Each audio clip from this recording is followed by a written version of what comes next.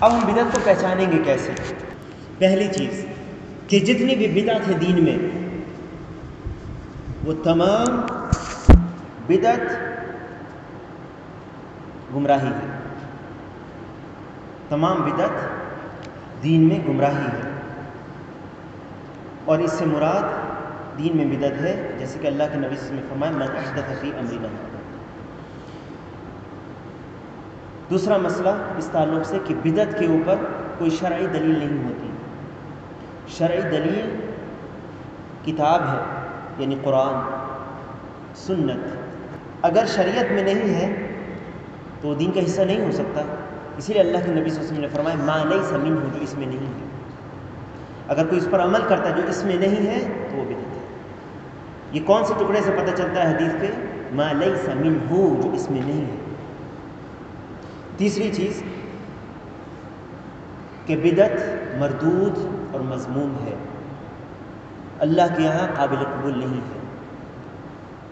مردود ہے, اللہ کے یہاں قبول نہیں ہوگی. اس کی دلیل اللہ کے نبی صلی اللہ علیہ وسلم کا فرمان ہے فہو رد. من احدث فی امرنا هذا ما لیس منہ فہو رد. وہ مردود ہے, وہ رد کر دیا جائے گا. اور اللہ کے نبی صلی اللہ علیہ وسلم نے فرمایا یہ مذموم کیوں ہے, مذمت کی گئی ہے بدعت کی. ایاکم ومحدثات الامور, بچنا نئی نئی چیزوں کو نکالنے سے. فإن كل محدثۃ بدعہ, کیونکہ دین میں ہر نئی نکالی ہوئی چیز بدعت ہے. وکل بدعۃ کیا ہے؟ تمام بدعت ضلالہ, گمراہی ہے, ہدایہ نہیں ہے. ہدایت کی ضد ہے ضلالہ.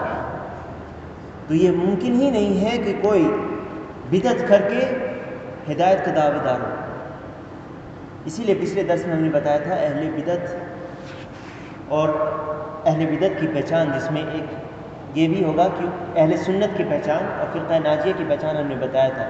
3 احادیث بتائی تھی اس کے تعلق سے, جس میں یہ بھی بتایا تھا کہ اس فرقے میں بدعت نہیں ہوگی.